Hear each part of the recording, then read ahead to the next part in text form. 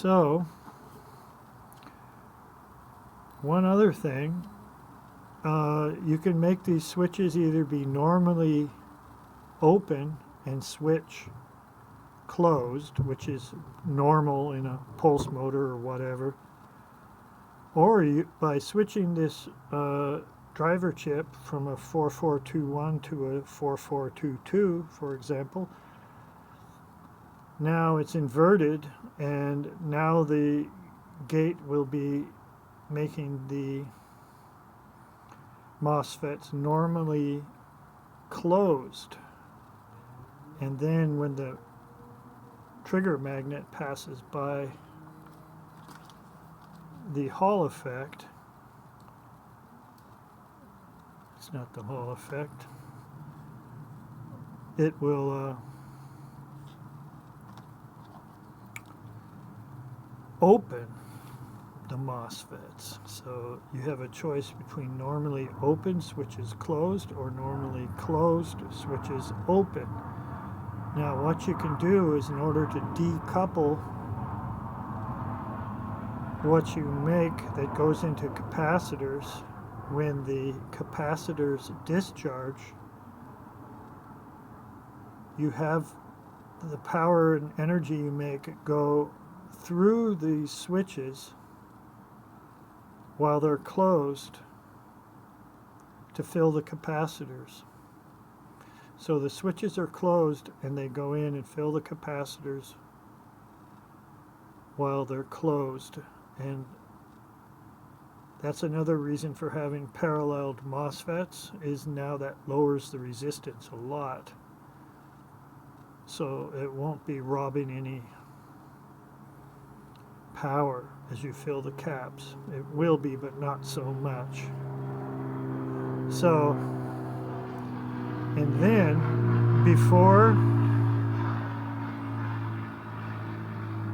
before you discharge the capacitor that just collected all the energy from the generator coils, before you discharge, you open these switches that the energy passes through.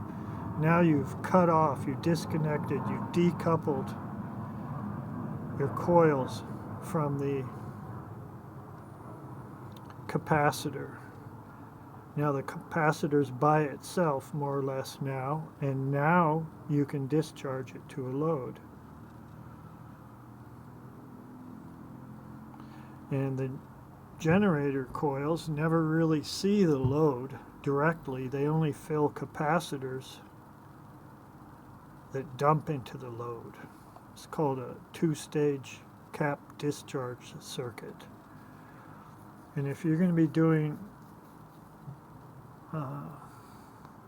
peak coil shorting, which means at the sine wave peaks you take the two leads of the coils and you switch them together, which is what you also want to use these bidirectional paralleled MOSFET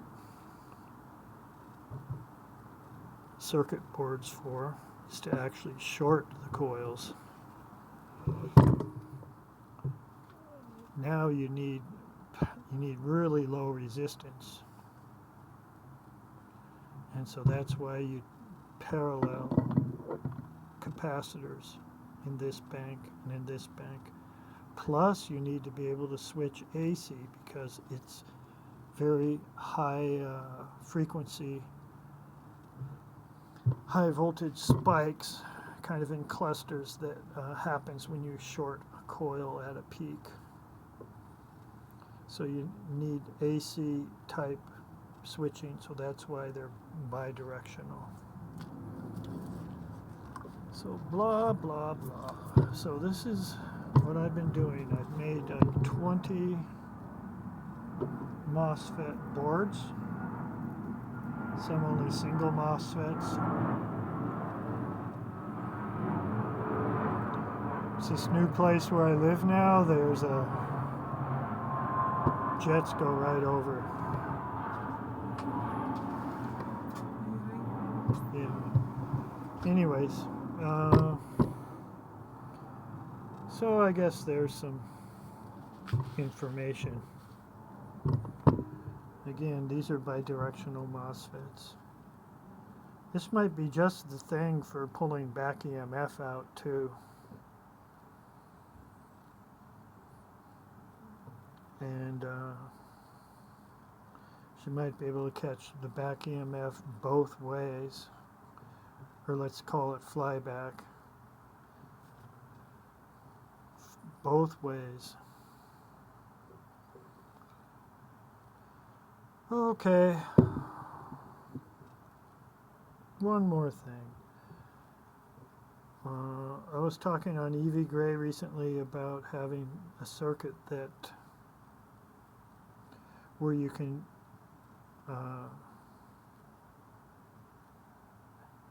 have an inverter that can recover power factor correct,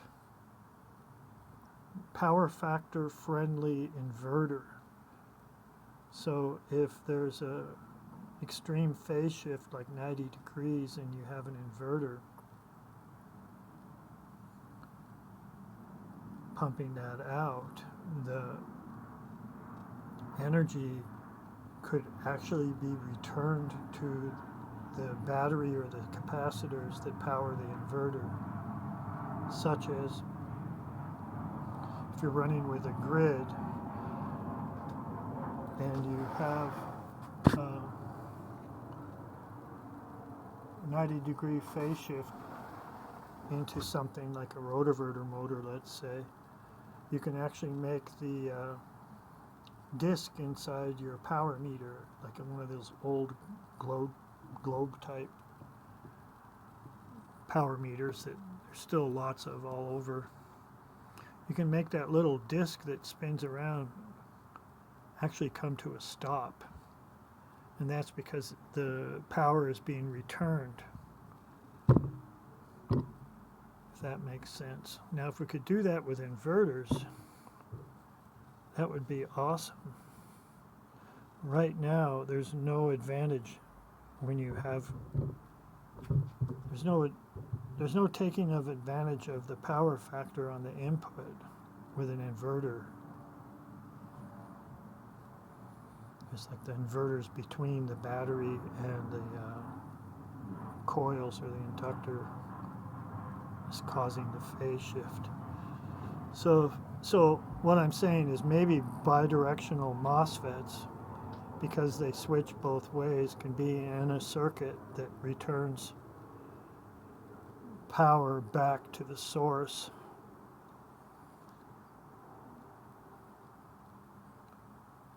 And you can make some power factor friendly inverters. Anyway, so that's good enough. What's that? 21 minutes. Okay. Thanks for watching. Talk to you later.